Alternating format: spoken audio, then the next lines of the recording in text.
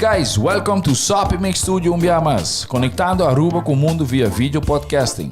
Conectar conosco, compartilhar ideias e histórias para nos inspirar e para conan abrir.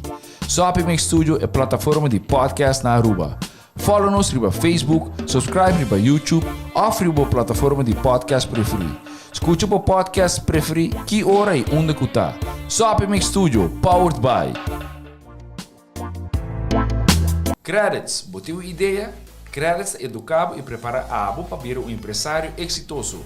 De business plan, guia personal e préstamo para negócio até com 100,000 florin. Bira bom mês donho com Qredits. Sopway. Passa na Sopway para o sop, salada, wrap ou flatbread e mais fresco. Com 7 localidades rond Aruba. Nós está cerca de Ibo. Sopway. SwingMasterz. Organizando events, conferences of weddings. Mister de luz, sound, staging, DJ, trussing of flat screen. SwingMasterz está claro para ser boa fiesta éxito. SwingMasterz. E agora, Sopi Studio é plataforma de podcast de Aruba, está apresentar.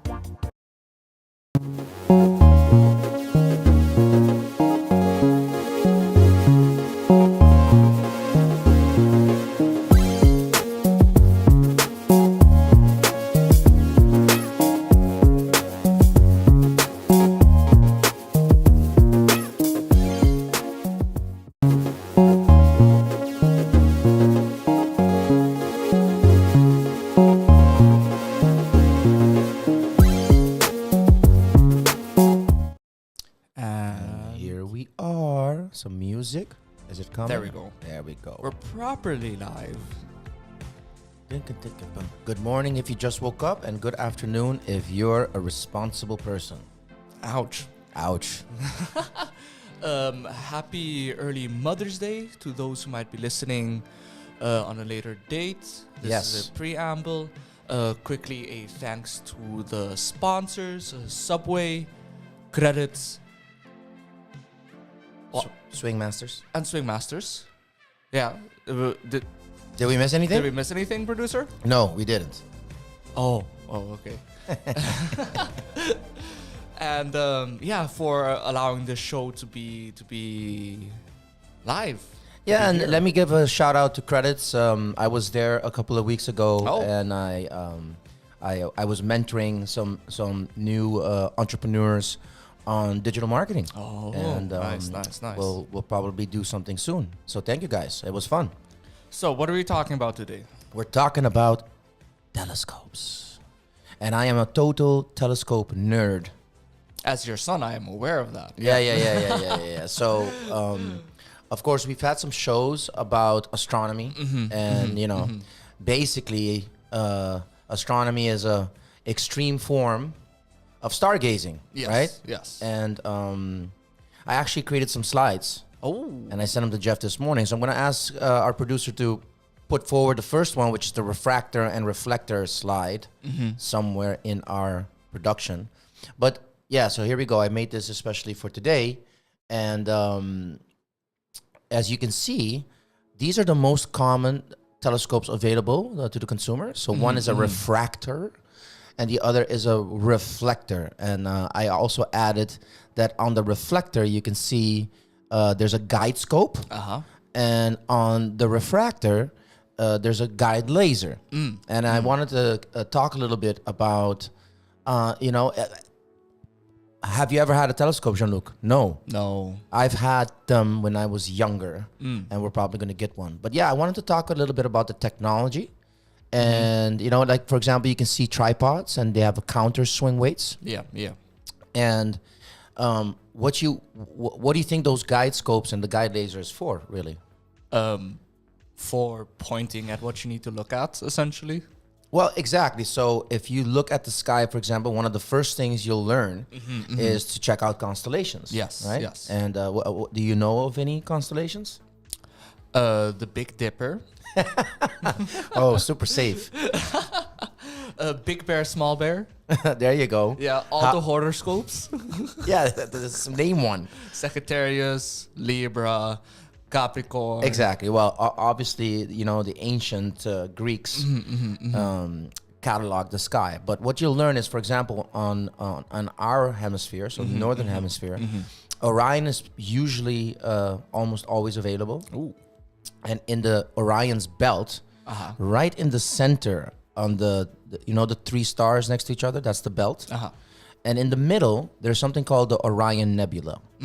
And if you with your scope, you can see the guide scope, you're supposed to kind of like use the scope to generally point the telescope where it's supposed to go. And then you can go take a look. And did you also know that everything in most telescope is inverted? So inverted? The image is inverted. And in which way? Well, there's only one inversion, Jean-Luc. It's inverted. So it's going to be upside down, right? So that's another thing that I had to get used to when I was younger. I had both. I had both telescopes. A reflector and a reflector and a refractor. Yeah. And thank you for pulling it up. On the left one, I'll give you some advantages, right? The left one is basically glass. So in the front there's a lens. And the light bends, and then it goes to a mirror on the back, and that mirror goes up to your eyepiece. So there's 2 pieces of glass. The eyepiece, where your eye is there's glass there. Yeah. And in the front. And really expensive refractors have a lot of glass, right? For more amplification. Exactly. But and the eyepiece offers you magnification, but also field of view. So this is where things get interesting, right? And on the reflector side of things, it works the other way around. And as you can see, the peephole is at the top. So what happens here is just a tube. The light goes in, it hits a mirror, a parabolic mirror.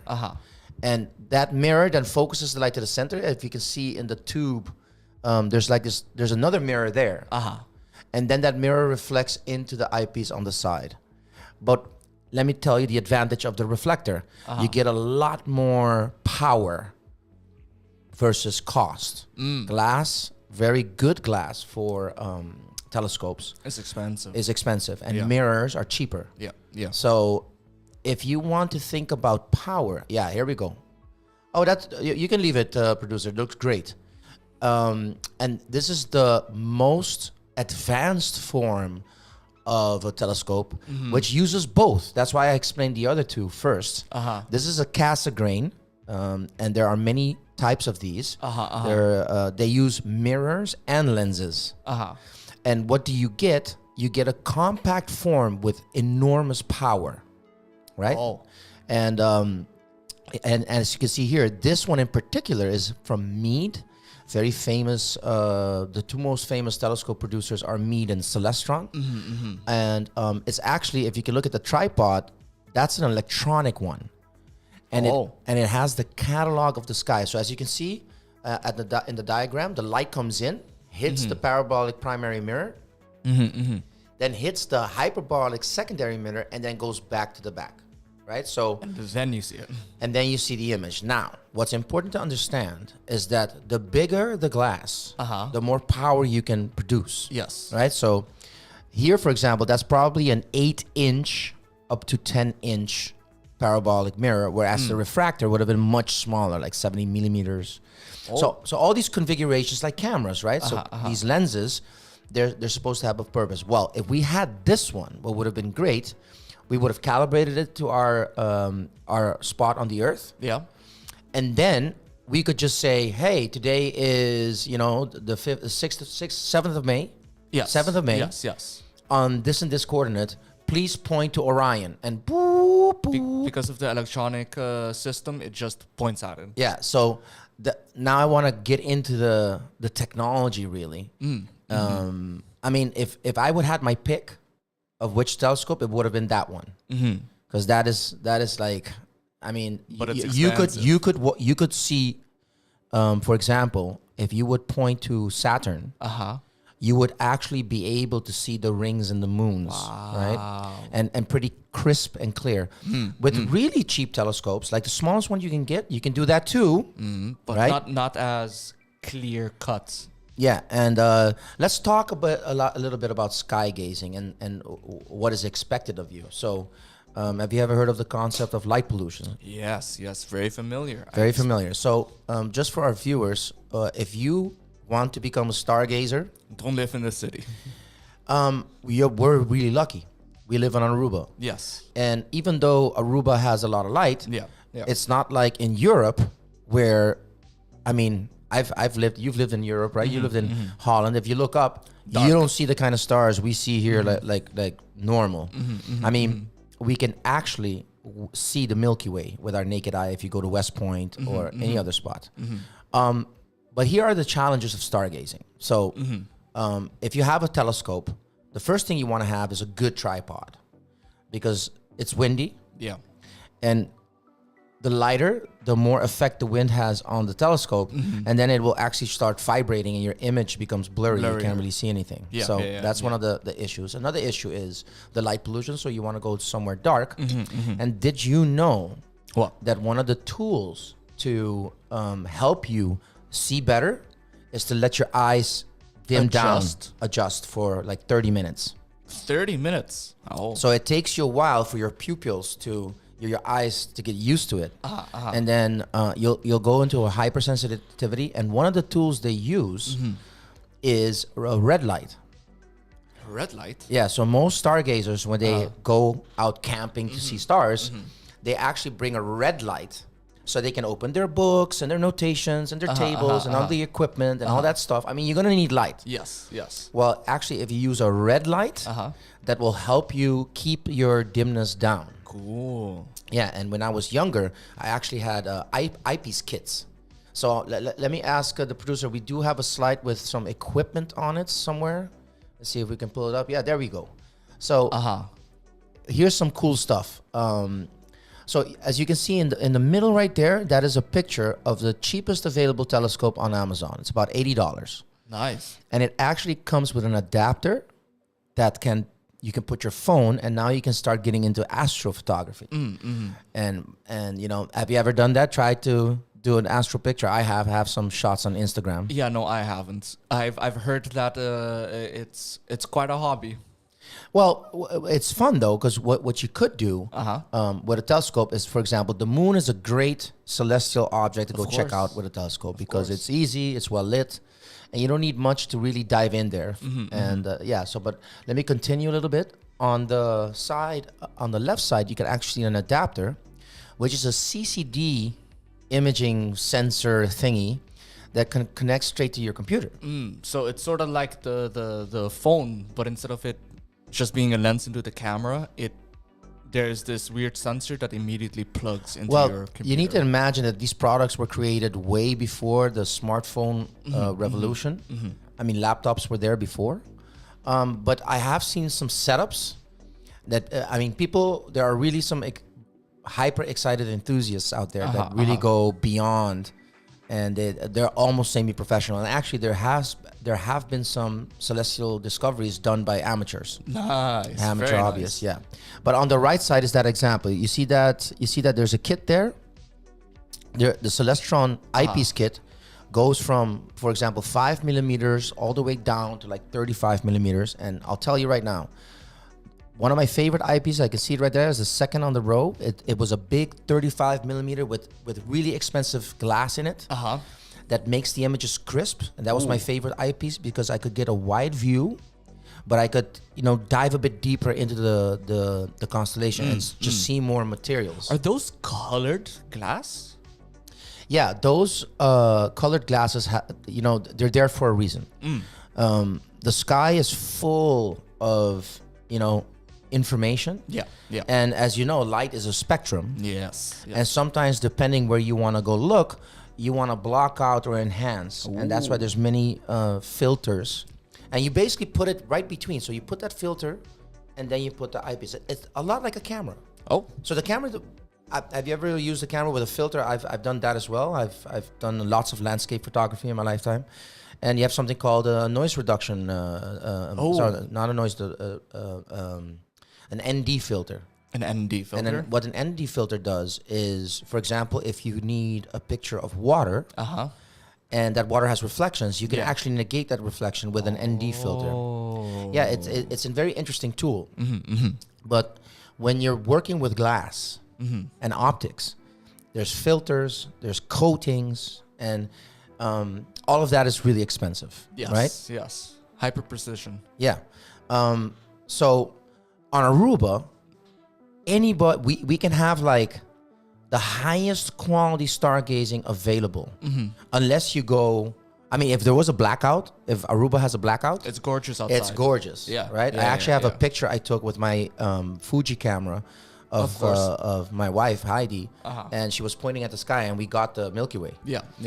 Another interesting thing about astrophotography is that you could, even with your phone, you could put your phone on a tripod and open up the shutter speed to endless, and you can create star trails. Star trails. Yeah, star trails. Star trails is circular, right? So I'm sorry for all you flat earthers out there. At least your flat disc spins. And did you know, by the way, I mean, they're going to go buck wild, but one of the biggest proofs that is easily done is that we can, on Aruba, point a phone or a camera or a film camera, anything really, to the sky, and you will do a 40-minute exposure. Yeah. And the star trails, you'll see the spinning, right? If you go to the southern hemisphere, right, it will spin the other way. Oh. And you know how you explain that? The Earth's rotation. Exactly, because you're upside down on the other side of the world. Yeah. So debunked, easily done. No lasers necessary.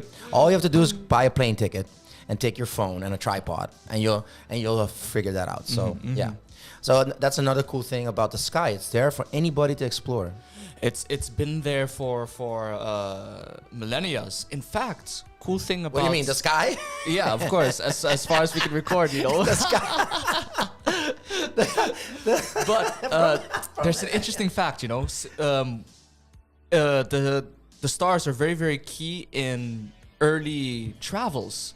We used the star as a map before we could actually map, so to guide us in certain directions, right? Yeah. And recently they've discovered that birds use the stars as well in order to go through their long travels. Oh wow. Yeah, they had a huge stadium where they had stars in the sky recreated, right? And they would let the birds fly.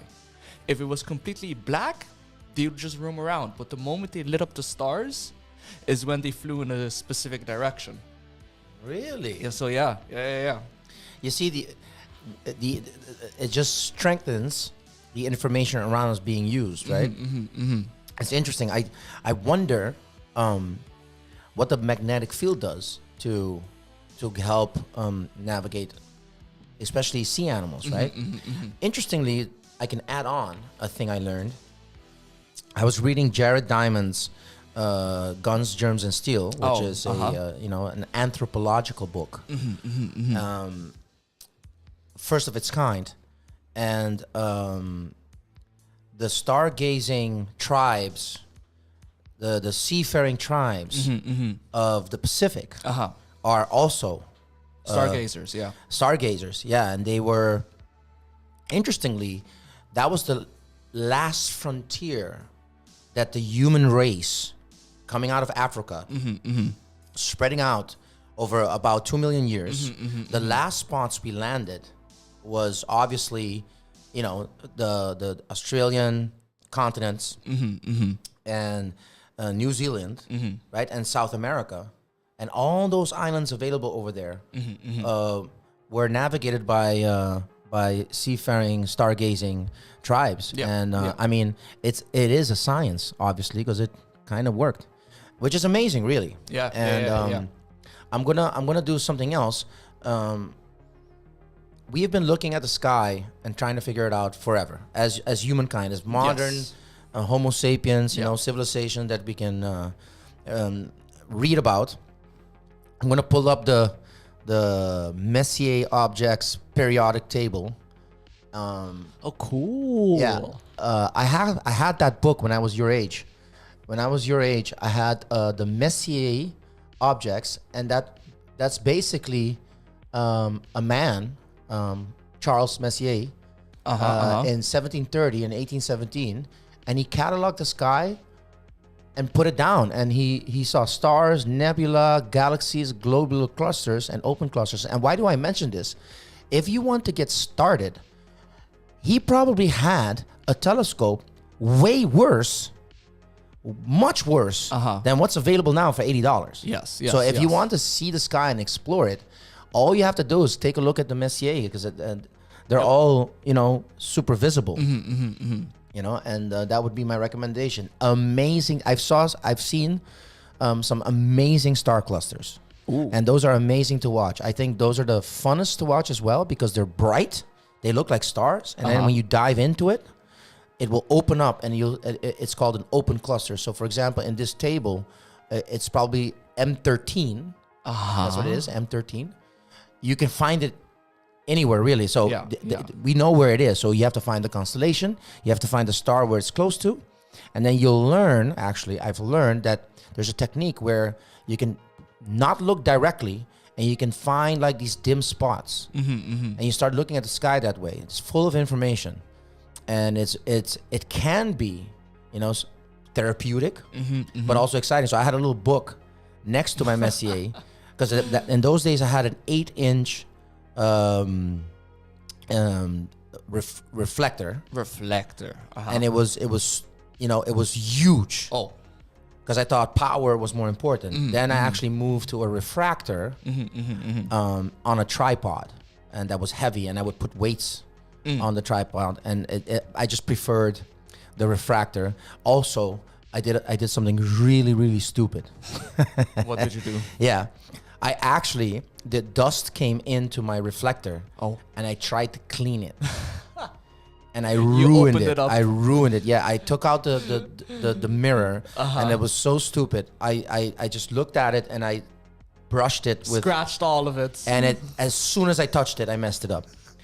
And then I read online, and I'm like, no, it has this, you have to do with special tools, and what a mess up. I actually sold it later on to Adri de Palm, a friend of my dad's, and I told him about it, but he didn't care. Actually, it still works, But I'm so geeky about it that no way. From now on, it's going to be something encased for me. So if I would choose a telescope, I would probably choose a refractor over a reflector, because I think what's most important is have the tube, have the glass, and have all the stuff next to it. Yeah. And we do live on a nice island, so a dusty island. Yeah. So that's my official recommendation on Aruba. Just get a telescope, get some eyepieces, and have some fun with it. Get one of those adapters for your phones. I mean, I've been using my cameras because they have lenses. Yeah. And technically speaking, if you have a 200 millimeter camera lens, it's basically a telescope. The cool part is that there's just something about taking a moment and gazing into the sky at night when you can see the stars. It's probably the most human thing we can do. It's oddly grounding, especially in this day and age where, ironically, and all the symbolisms and all the metaphors, people are constantly looking down at their phones, right? I'm a huge, I admit to that, right? Phone user, huge phone user, right? And very rarely do I gaze into the sky. And a few days ago, because my friend was here, shout out to Mohammed. Shout out to Mohammed. Yeah. I looked into the sky, and I saw a shooting star. Yeah. For a brief moment. Oh, I can tell you some amazing stories. When I was living at Arashi, when I was a kid, a beach on the island. Everybody knows that, or at least our local listeners. And because of the telescopes that I had, and I was doing that in front of my room. I would go out night, point it up, but I also had some moments where I'm just looking. Right, I'm trying to remember constellations. I'm memorize. Yeah, I'm exercising, really. I'm mentally exercising. But I saw like this green trail, huge, like a movie, like slow. It was basically this. I'm gonna do it on camera. It went like this. And then it went white. Fascinating. It exploded. What? It exploded, and I thought it exploded right over Antillas, right there, right there. Exploded. It was nuts. It was bananas. Went to school, Guys. Everybody saw it. It was over the Gulf of Mexico. Yeah, it was. That's pretty far. It exploded. Half the continent saw it, but I experienced it almost like it was just there. It was right there. But no, it was far. It was pretty far. It was as close as a cloud is. That was one. And one time, me and my mom, she actually laid down with me, and we were on the ground, and we're gazing, and it happened. It happened again, but not like that. This one just went all the way across the sky. Wow. She was holding my arm, like, oh my, shh, and it was amazing. It was huge. It's fascinating that you tell me that, because the shooting star that I saw the other day was the first time I saw a green one. It was also a green shooting star. Those are the bigger ones. They're a little bit slower. But there's meteorizers and meteor showers. There's everything. Oh yeah, constantly. Yeah. And sometimes it's even fun to watch satellites go by. Is that a UFO? Yeah, that's a satellite. When I was a kid, remember? When I was a kid, we're the kids from the 80s, right? E.T. I always wished it, I mean, boom, boom, boom, boom, boom. Third counters, Encounters of the Third Kind, Spielberg. I mean, I've watched that movie a million times. I mean, you are a sci-fi fan. That's kind of known on the show, So Yeah. Of course, that's why we have Tech Impact. But I always wished it. I mean, E.T. You wish you had an E.T. friend. It was kind of freaky though. That movie was freaky. Yes. It's still freaky, especially when he munches on the on the Reese's Pieces. Totally not sponsored. Totally not sponsored. But anyway, so let's go back. In those days, I sometimes wished for it, that it would be something, but obviously it's always explainable, it can be explained for a meteorite or I never saw something move independently. It's always on a vector. Yeah. I always wished, come on, go the other way. Go the other way. Prove me wrong. So I can go tell my friends about it. Yeah, but they wouldn't even believe me if I saw it. Anyway. What are those lights? It's an airplane though. But I think there's a lot of people when I post pictures or we talk about astronomy, I always get reactions. I think on Aruba, there's a lot of people that are interested in this kind of stuff. Of course. And I'm hoping through Coder Dojo that we'll move forward with a really cool project regarding sky tracking. And we're going to do that thing with the Raspberry Pi. But let us know if you have if you have a telescope, let us know. I mean, it would be cool for one day to go with, for example, our good friend, Mr. Lampe. Which Lampe? Elton. Elton. Yeah. Elton. Sorry, Elton. I'm blanking out here. I'm getting excited. Yeah, our friend Elton. Maybe we can do something. But I think it's a great hobby. It's relatively cheap. Relatively. Yeah. Relative. I mean, you can go nuts. Hobbies can be expensive in general. Yeah. I think on Aruba there is someone that has one of those, domes with a slit. Really? I think somebody has that. I If somebody knows about it, let us know.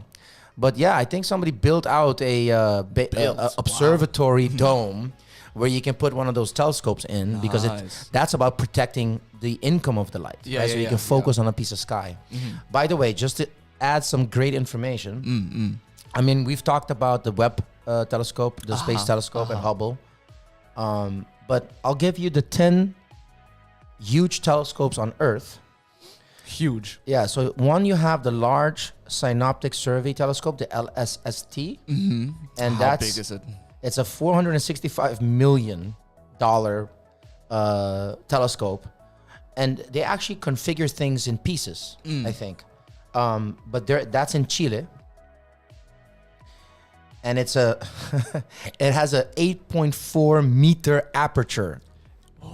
Right? So my camera is this big. And, one of those reflectors you saw, it's like this big. And imagine, 8 meters diaphragm. Yeah. Diaphragm. Diaphragm. Great, brother. Good morning. Yeah, especially for you. Yeah. Long nights. Here we go. The South African Large Telescope is 9.2 meter aperture, and it's called SALT, the South African Large Telescope. Nice. It uses 91 hexagonal mirrors that join together to form the larger hexagonal primary, which is the mirror. You see, when it comes to large scale telescopes, they have to go glass mirror. So they have to go mirror. Nobody can make. Oh, look at that one. Yeah, that I think that's the one that was featured in a lot of movies. Yeah. No, but in Contact. Yes. And I'm not sure, but this is a radio telescope. This is a radio telescope. Yes, it doesn't receive light. It receives basically other things like radio. So it's constantly looking out there, trying to. I think I have it. Listen. I have it. I found it. It looks familiar. It looks like the Arecibo Observatory. I'm not sure. I don't think I'm not sure. There's one similar in Puerto Rico, and it looks like it has about 40,000 aluminum panels. They're similar. They have the same. They have the radio towers, and the aluminum is to catch those radio waves, right? Here we go. We also have, and I'll give it to you, the Hawaii, of course, has the Keck 1 and Keck 2 telescopes. Yes, when you think big, huge telescopes, you think the one from Hawaii. 10 meter. 10 meter. 10 meter. Yeah, the white little domes that sit upon the mountain away from light pollution. But they do important work. Keck 1 became operational in 1993, followed just a few years later by Keck 2 in 1996. The combined observatory has helped astronomers examine events such as last year's impact on Jupiter. Oh yeah, a meteor just hit into Jupiter. Yeah, but a big one. Yeah. And a lot of people don't know this, but Jupiter is sort of our big brother shield. Oh yeah, he's because it's that's what it does. It has such enormous gravitational pull that it kind of absorbs most meteorites, and is probably responsible. Oh, look at this one. Is that I think that's the Keck. Is that a Keck? This looks like but that looks a render. It looks super interesting. Obviously, the whole dome spins. Yes. And the mirror can shift in angle, and it can probably go 180 degrees one side and the other. So it's fully panoramic. Yes. Right. But Jupiter? Yeah. So Jupiter, it's important for us to understand it better, right? Because if you think about concepts like the Great Filter, right, and concepts of galactic scale consumption of energy, civilizations having a chance. Fermi's paradox. We cannot simply just say, hey, you need water, you need energy, you're in the Goldilocks zone.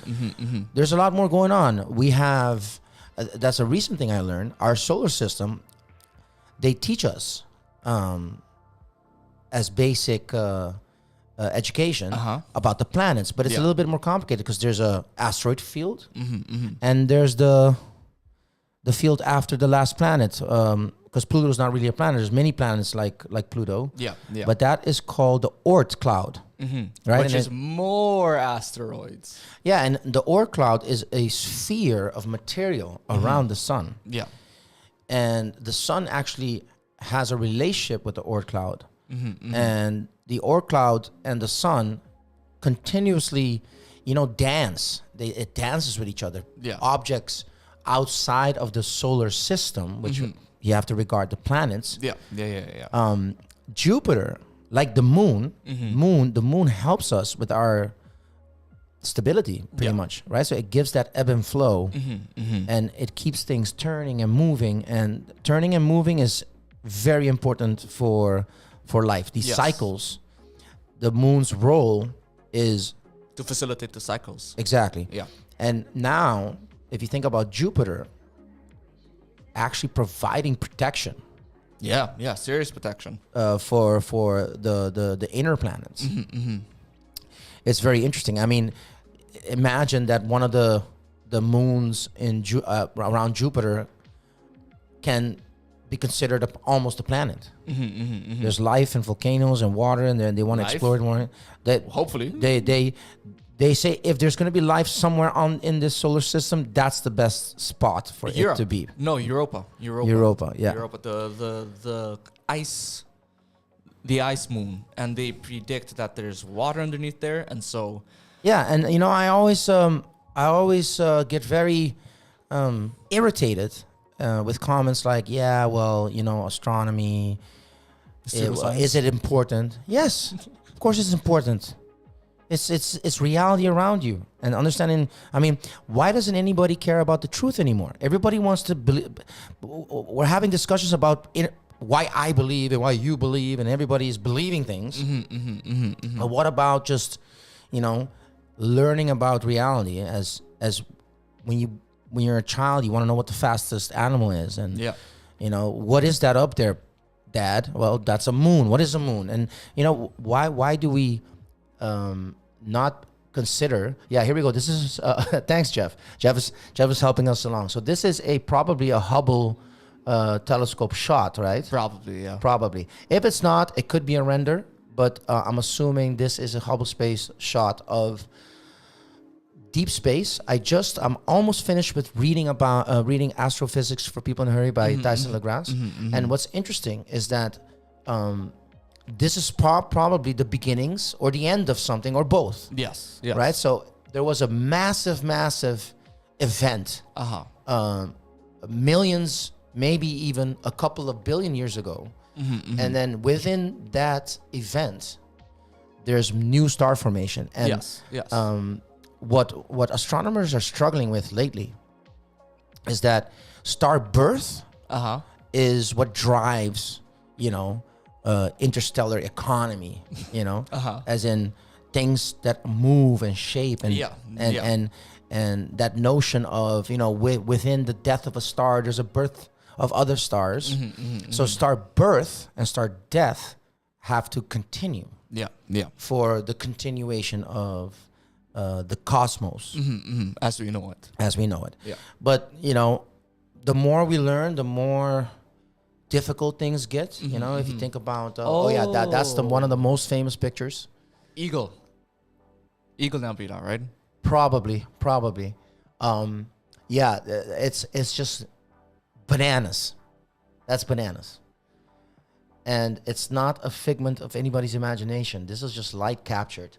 And what's amazing, probably the technique that was used to do this, is tracking the sky and exposing the CCD image for hours. And then they probably use compilation to form that image. So it's not like taking a picture. No. It's a little bit more technical, right?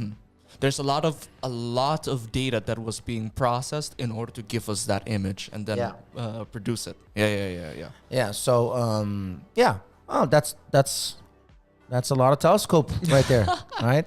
And a lot of people I've talked to, there's two tools that we've created, humanity has created, that was super important for us understanding reality and making a better life for everyone.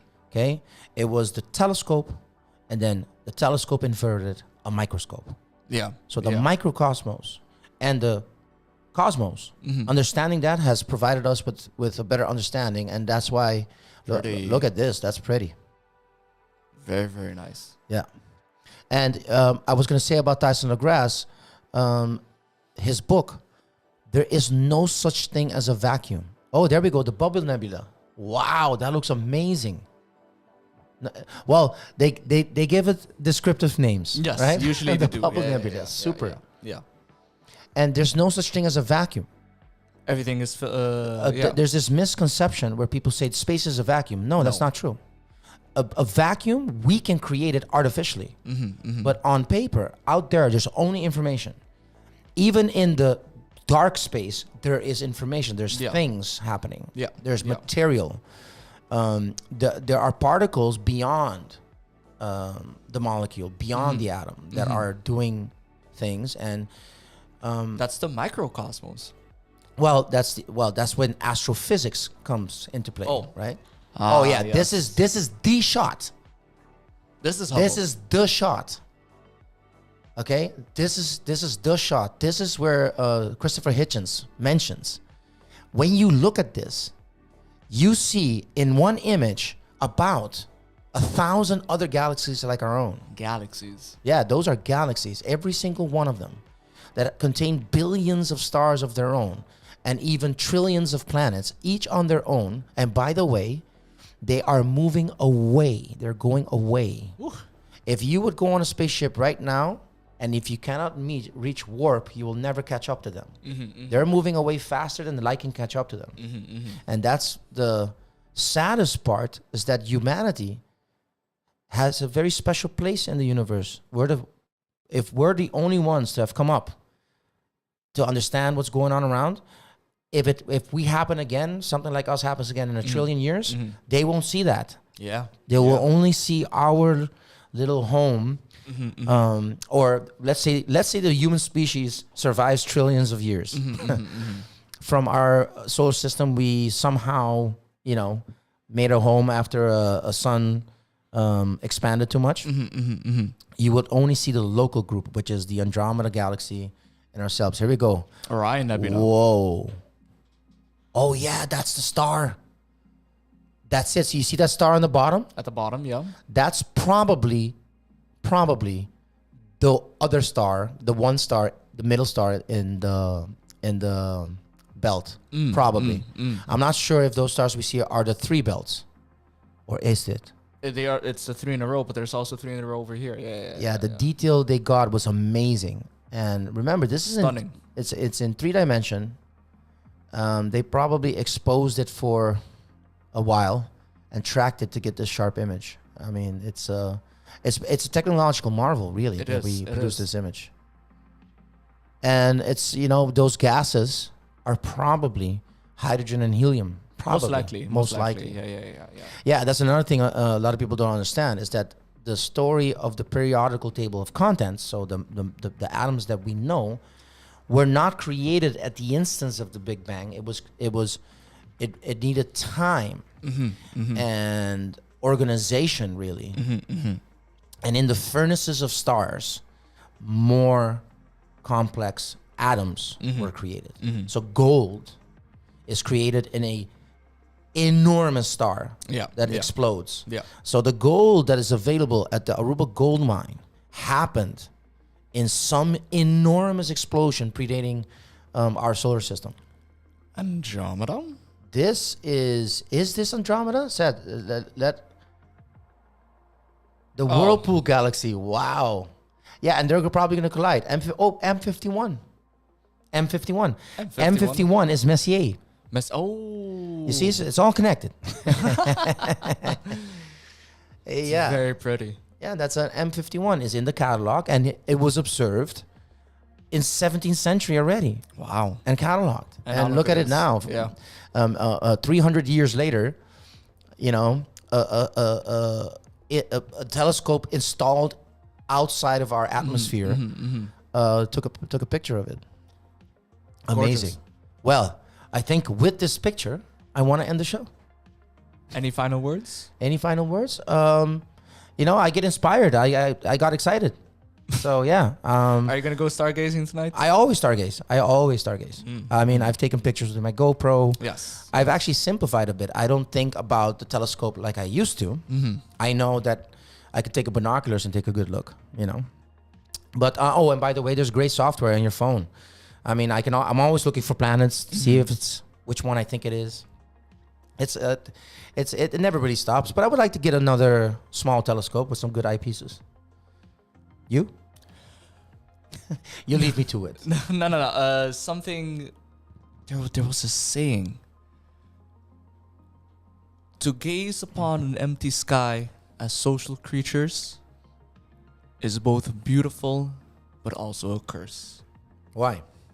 Because we're social creatures, and it's an empty sky. Empty in the sense of Well, that would be the case if you're alone on an island, but you're not. Yeah. And yeah. Quick thank you to our sponsors, Subway, Qredits, and SwingMasterz. One final image. Dude, that looks like a ghost. Is it called Final image? Ghost Nebula? Maybe. That was a cool game. You should do that more often. Nice. Nice one. Nice one producer. So this is one of the newest ones that Hubble's made. Yeah, because I haven't seen this before. Nice. Super cool. Nice. All right. With that, guys. Till next week. Till next week.